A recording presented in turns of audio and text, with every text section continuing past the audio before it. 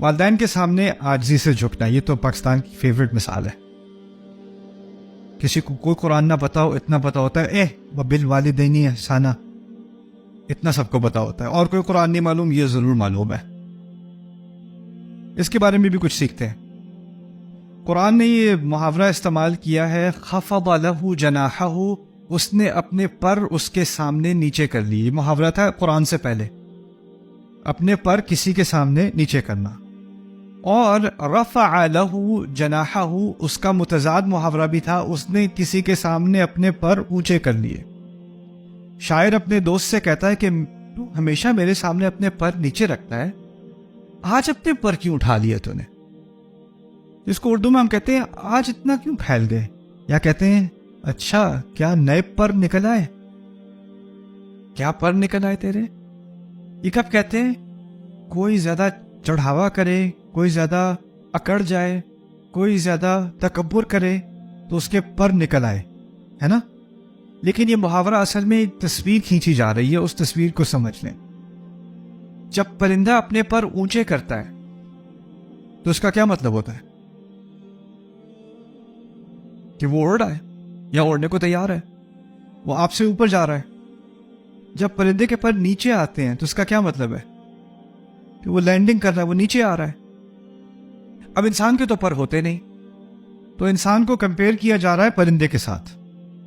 اور پرندہ پر دو حالات میں پر اپنے نیچے کرتا ہے، ایک کہ وہ نیچے آ رہا ہے، اور دوسرا جب وہ اس کا گھونسلہ ہوتا ہے نا، جس میں اس کے انڈے ہوتے ہیں یا اس کے بچے ہوتے ہیں، ان کو ڈھکنے کے لیے پر اپنے وہ نیچے کر لیتا ہے. جیسے کوئی سانپ آ رہا ہے یا کوئی کیڑا مکوڑا آ رہا ہے بچوں کی طرف حملہ کرنے، تو پرندہ بچوں کو بچانے کے لیے کیا کرتا ہے؟ اس کے اوپر اپنے پر پھیلا دیتا ہے.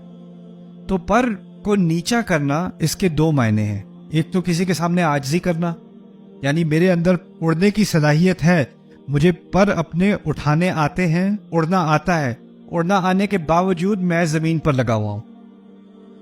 اور دوسرے معنی یہ ہے کسی کی حفاظت کرنا، کسی کی حفاظت کرنا، کیونکہ آپ پر جب پرندہ پھیلاتا ہے تو وہ اپنے انڈوں کی یا بچوں کی حفاظت کر رہا ہوتا ہے. اچھا، تو یہ جو تصویر کھینچی جا رہی ہے اس میں ایک مزید اضافہ قرآن نے کیا ہے. خفض لہ جناحہ، لیکن جناح کے بعد قرآن نے وخفض لہما جناحا، اس کے بعد ایک اور لفظ بھی ہے الذل.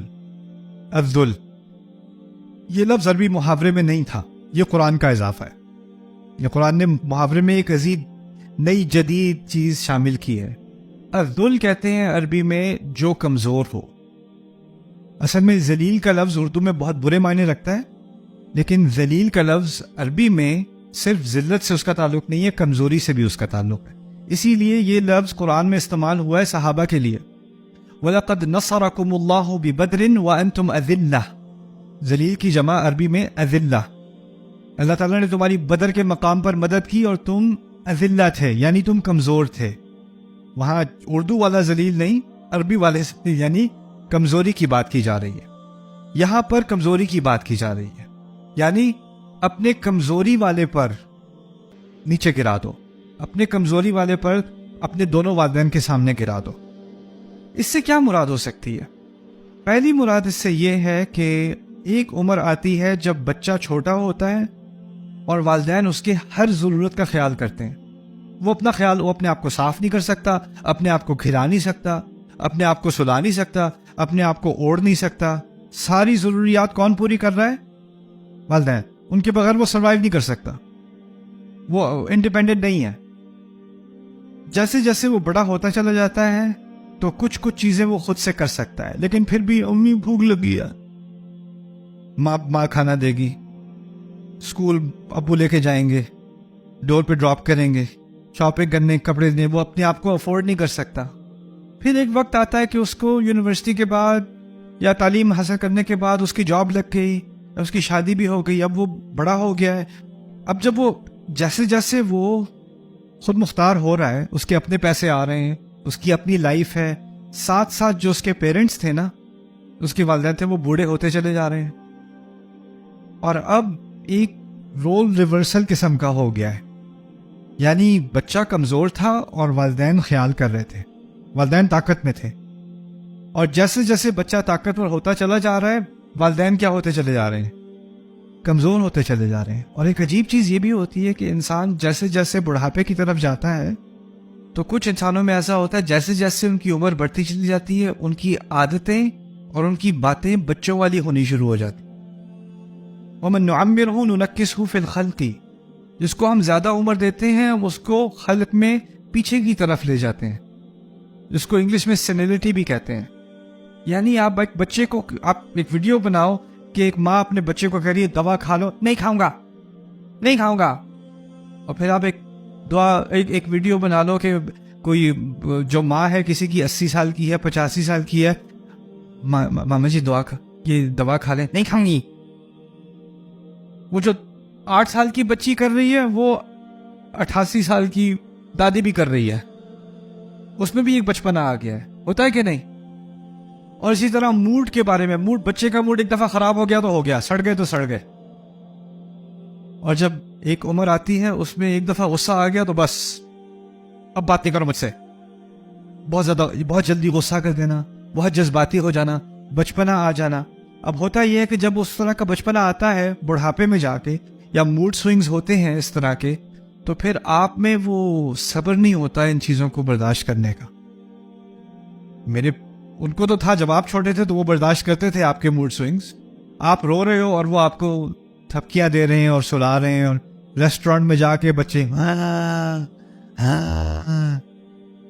جیسے کسی گائے کو ذبح کیا جا رہا ہے، اور سارے آپ کو ریسٹورینٹ میں گھور رہے ہیں، اور پھر بھی آپ بچے کو اٹس اوکے. لوگ بچے کو جج نہیں کر رہے، لوگ کس کو جج کر رہے ہوتے ہیں؟ آپ کو یہ کیسے پیرنٹس کو پتہ بھی نہیں ہے کہ میرا بچہ ہوتا نا تو. لیکن جب آپ کے والدین بڑی عمر کے ہوتے ہیں اور پھر وہ الٹی سیدھی باتیں بھی کبھی کرتے ہیں، بہت ہی غصہ دلانے والی باتیں کرتے ہیں، بہت انوئنگ قسم کی باتیں کرتے ہیں، اور پھر آپ کے ذہن میں آتا ہے میں اب بچہ نہیں ہوں، ایسے آپ مجھ سے بات نہیں کر سکتے. اچھا میں اب 4 سال کا نہیں ہوں، اب میں وہ نہیں ہوں جس کو آپ بس مار سکتے ہیں. جواب تو دماغ میں آتا ہے کہ نہیں آتا؟ ہر انسان کے دماغ میں آتا ہے. یہ مسلمان ہونے سے آپ کا غصہ غائب نہیں ہو جاتا. اللہ تعالیٰ کہہ رہے ہیں کہ جب والدین جب اس قسم کا آپ کی انا کا امتحان لیں گے نا، تو اس وقت آپ نے اپنے پر کیا کرنا ہے؟ اپنے پروں کے ساتھ انہیں گرانا ہے نیچے، اور گرانا ایسے جیسے آپ کمزور ہوں. لیکن حقیقت کیا ہے کہ آپ کمزور ہیں کہ نہیں؟ اس عمر میں اصل میں کمزور آپ نہیں ہیں، کمزور وہ ہیں. لیکن ایک ہوتا ہے ویسے میں پر اٹھا سکتا ہوں، لیکن کیونکہ قرآن کہہ رہا ہے نا تو میں ابھی گرا رہا ہوں پر. تو یہ جناح الذل نہ ہوا. جناح الذل ہے کہ آپ نے اپنی انا کو ایسے دبایا جیسے آپ میں انا اٹھانے کی صلاحیت ہی نہیں تھی. ایک ہوتا ہے میں معاف کر رہا ہوں کیونکہ معافی کے ثواب ملتا ہے، وہ معاف کرنا نہیں ہوتا. لیکن ایک ہوتا ہے آپ نے اپنے آپ کو ہمبل کیا، آپ نے اپنا تواضع دکھایا. کیوں دکھایا؟ یہ قرآن نے کہا ہے کمزوری کا مظاہرہ کرو، جناح الذل. اور اتنا بھی بات نہیں تھا، پھر کہا من الرحمہ. من الرحمہ، من الرحمہ کے 3 معنی ہیں. من الرحمہ کا ایک معنی یہ ہے کہ آپ کو اللہ کی رحمت چاہیے اس لیے آپ کر رہے ہو. من الرحمہ کا دوسرا معنی یہ ہے کہ انہوں نے آپ پر رحمت کی تھی تو اب آپ کی باری آئی ہے، آپ ان پہ رحمت کرو. اور تیسرا معنی یہ ہے کہ آپ کو ان پر رحم آنا چاہیے کہ اب وہ جس طرح کی یہ بات کر رہے ہیں تو ایک دن آپ پر بھی آنا ہے کہ آپ ہی صورتحال میں ہوگے. آپ یہ وقت ہے کہ آپ شدید محبت اور بہت ہی زیادہ خیال کا مظاہرہ کرو. من الرحمہ 3 باتیں نکل آئیں اس میں سے. پھر ایک اور پیچھے بات جناح الذل میں یہ تھی کہ پر کو نیچے گرانا، اصل میں جو میں نے مثال بتائی نا کہ چڑیا اپنے گھونسلے کو اس کی حفاظت کرتی ہے، تو وہ کس چیز کی مثال تھی؟ ماں بچوں کی حفاظت کر رہی ہے، یہی بات تھی نا، والدہ بچوں کی حفاظت کر رہی ہے. لیکن قرآن نے یہ مثال کس کے لیے استعمال کی؟ اب بچے والدین کی حفاظت کر رہے ہیں. یعنی اس مثال کے ذریعے سے، ایک چھوٹے سے محاورے کے ذریعے سے اللہ نے یہ بات واضح کر دی کہ ایک زمانے میں یہ رول والدین کا تھا اور تم جو ہے گھونسلے کے اندر تھے، لیکن اب پر تم نے یہ بچھانے اور وہ گھونسلے کے اندر ہیں. جیسے انہوں نے تمہارا خیال رکھا تھا اب تم نے ان کا خیال رکھنا ہے.